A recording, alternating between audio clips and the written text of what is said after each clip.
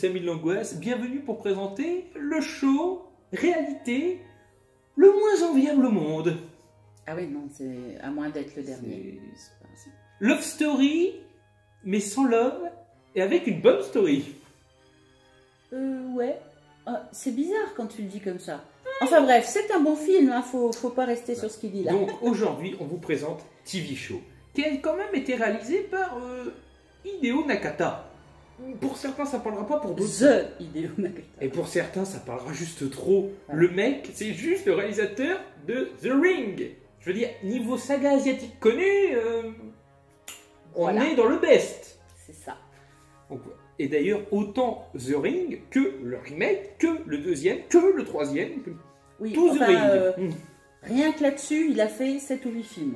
Facile. Voilà, facile. Donc, Il a bien exploité le filon. Bon, tout ça pour dire qu'il est connu quand même, mais ses acteurs sont connus également. Alors, peut-être qu'ils nous parleront pas, parce que, personnellement, je ne suis pas très ouverte forcément à tout ce qui est film asiatique, mais j'aime bien en découvrir, mais j'en connais encore que très peu.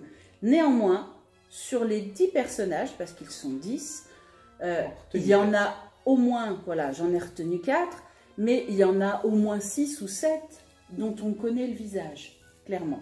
Moi, perso, le personnage principal, moi, je le connais très bien. Oui. Même si je n'arrive jamais à prononcer son nom, mais c'est le côté asiatique. Je n'ai rien contre les Voilà. asiatiques. C'est Tatsuya Fujiwara. Voilà. J'y étais presque. un acteur qui est très connu, notamment parce que c'est quand même l'acteur principal des Battle Royale. Une saga de 2 films. Premier, excellent. Deuxième, en dessous, mais jouissif. Voilà, c'est juste ça. Et il a également joué dans... Death Note 1 et 2, qui sont des films que Vous j'affectionne. sentez les franchises connues. C'est ça, c'est ça. Là, on est quand même dans le L'asiatique de haut niveau. Ensuite, nous avons Satomi. Satomi Ishihara. J'adore me dire, c'est pas moi Excusez-moi, qui hein, prononce. voilà, excusez-moi si je... Donc, qui a joué dans Unnatural et dans Dear Sister. C'est pas forcément des films que nous, on connaît, mais... Ah, Concentre-toi. Mais tous les acteurs ont une filmographie très étendue. Donc, personnellement, comme je l'ai dit, j'ai pas une grande connaissance du film asiatique, mais je pense que quelqu'un qui s'intéresse beaucoup à ces films enfin, ces personnes-là auront forcément une idée de la filmographie de chacun. Puis il faut se dire qu'à part Tatsuya Fujiyama, la majorité des acteurs, de cette façon, ont un certain âge. Donc Oui. ont une certaine carrière derrière C'est eux ça. qui est forcément plus étendue. Voilà. Ce qui est notamment le cas de Takuro Ono. Ono. Putain, ça fait sumo, ça.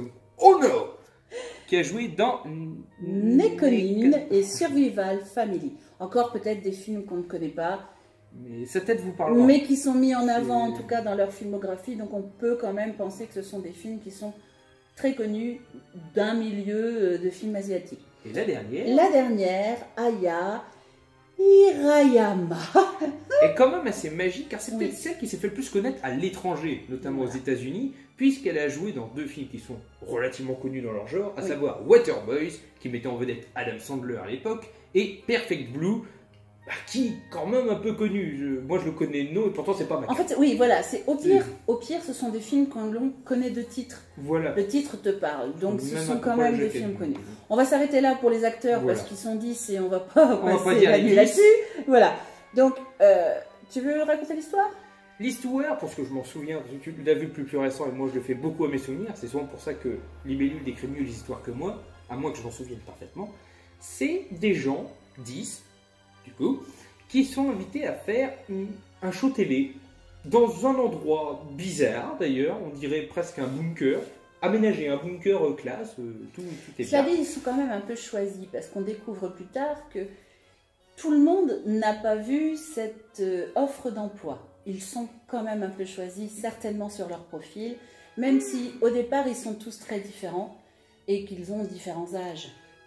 Oui, alors est-ce qu'ils sont choisis? On peut se poser la question. En parce tout cas, il y en que- a un qui a été choisi Oui. et on Mais l'apprend plus tard. est-ce qu'ils sont choisis parce qu'ils n'ont pas trop de relations, au cas où il y a un problème? Je veux dire... Non, je pense que c'est parce qu'il y a vraiment une recherche par rapport à leur réaction, à leur profil et à leur réaction. Et, Donc le principe, c'est de les enfermer dans un complexe. et de voir comment ils réagiront, sachant qu'ils ne se connaissent pas. Voilà.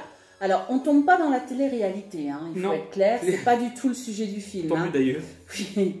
C'est plutôt une sorte d'expérience C'est ça. psychologique. Parce qu'ils vont être très vite confrontés au premier crime. Voilà, donc gros spoil, hein, évidemment, voilà, on l'a dit avant, mais ça. Et ce qui est balèze, en fait, c'est que là, on est dans la réaction, à savoir qui a fait le coup, et c'est ça qui va créer tout ce sentiment d'insécurité.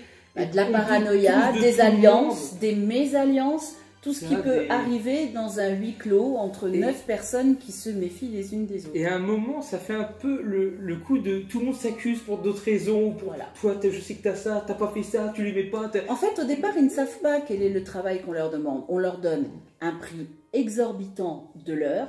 On leur dit qu'il faut qu'ils tiennent 7 jours. Ça et paraît pas énorme. Ensuite, ils se retrouvent dans cette pièce commune avec les 10 petits personnages qui nous font beaucoup penser, d'ailleurs c'est dit dans le film, aux 10 petits nègres d'Agatha Christie, et ils sont 10. Tous goupillent petit à petit, on leur interdit de bouger la nuit. S'ils bougent la nuit, ils se font abattre.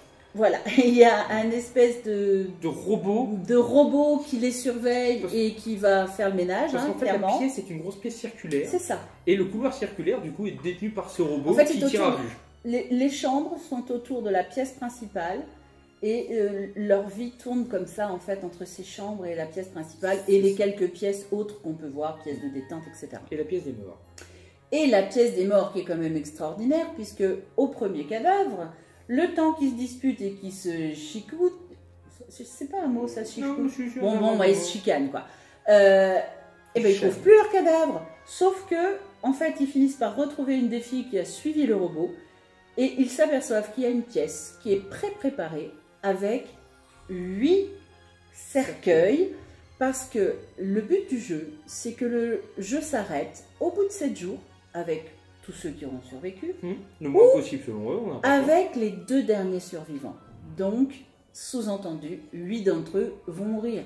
Et dans chacune des chambres, le premier soir, chacun trouve un coffre avec à l'intérieur une arme et une carte. Voilà. Et donc c'est rigolo, ça fait un peu jeu d'enquête dès le début. C'est vrai que ça a un petit côté Agatha Christie. C'est un gros Cluedo. Oui. Qui a tué avec quelle arme dans cette pièce? D'ailleurs, à un moment, on voit l'acteur principal qui essaye de se faire une petite liste de qui a telle arme. Et c'est pas con. C'est très bien vu même. D'ailleurs, le film, il est bon au niveau des rebondissements. Dans le sens où on se pose toujours les questions comme un bon film d'enquête, ils l'ont bien exploité. Et jusqu'à la fin, on a des... Avec une fin inattendue, encore une fois. On ne s'attend pas à cette fin. Et c'est plutôt sympathique. C'était dur à supposer. Moi, au début, j'avais un petit peu peur parce que le côté télé-réalité, c'est pas un sujet qui me parle.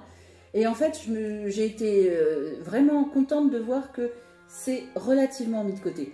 On a 1 ou 2 scènes où on s'aperçoit qu'effectivement, les gens à l'extérieur les voient évoluer et voient les meurtres. Et là, on peut se poser des questions aussi sur la société. Comment on peut regarder une télé-réalité sur des meurtres? Voilà, c'est... Il y a quand même un petit côté intellectuel à ce film.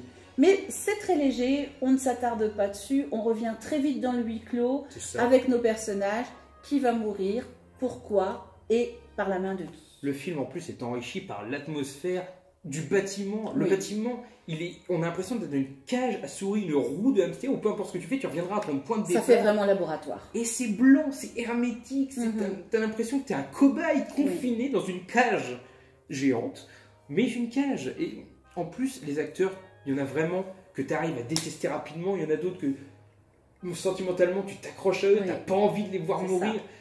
Les acteurs sont vraiment bons et jouent leur rôle à la perfection. Clairement. Et arrivent à modifier leur personnage au fur et à mesure. Parce que chacun d'entre eux arrive avec une histoire ou une caricature de caractère, et chez certains, l'évolution est énorme. C'est ça, que vous ayez le mec qui parle pas, par exemple, je sais pas dans le film, mais qui va se mettre à gueuler, un mec joyeux qui va être un gros connard, enfin, je veux dire... Il y a vraiment des changements. Ça va être en constante balance au niveau des personnages, et on peut comprendre leur réaction. Tu peux faire un boulot au bout d'un moment, t'as des gens morts, tu sais pas pour qui, tu sais pas pour qui. Et on se demande surtout comment on réagirait, et comme qui on réagirait. C'est ça, on peut réussir facilement à se mettre à leur place. C'est triste, d'ailleurs, c'est glauque, mais... Ouais, c'est ça, on se dit, putain, mais en même temps, Tu comprends pas une action et tu dis, mais en même temps, t'aurais fait quoi? À ta place. En fait, les situations évoluent bien parce qu'on part de la première situation où, d'entrée, on désigne un coupable et ils sont tout de suite séparés. Entre ceux qui disent, mais non, on ne peut pas le désigner, on ne sait pas. Et ceux qui disent d'entrée, hop, ça fait quasiment un de moins, et on sera tranquille. Déjà un camp. Et voilà, et les alliances bougent beaucoup. Hein. Voilà, c'est très intéressant. Très chouette film. Oui. La question pour finir cette vidéo, c'est selon vous, est-ce que TV Show pour vous est un oublié? Moi, je pense qu'il a été de toute façon éclipsé par le succès de The Ring. Son réalisateur, on n'en parle pas beaucoup parce qu'il y a The Ring, c'est triste à dire, mais c'est comme beaucoup de réalisateurs. Pour moi, c'est un oublié et il a largement sa place parmi les films à vous conseiller, à voir et à savourer. Très clairement, c'est un oublié.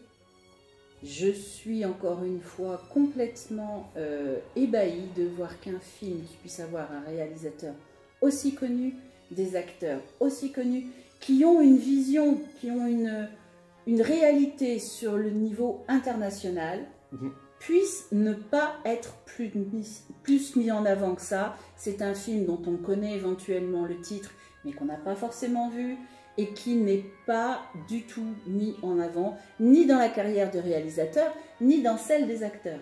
C'est injuste pour moi. On est là pour réparer ce tort. Mais où sont les publicitaires? Où est-ce qu'ils sont? Et de toute façon, on va vous dire On n'avait pas dit que t'arrêtais de chanter? Ah si, c'est vrai. Pardon. Mais tchuss quand même. Bah, crevez tous, hein. À une prochaine.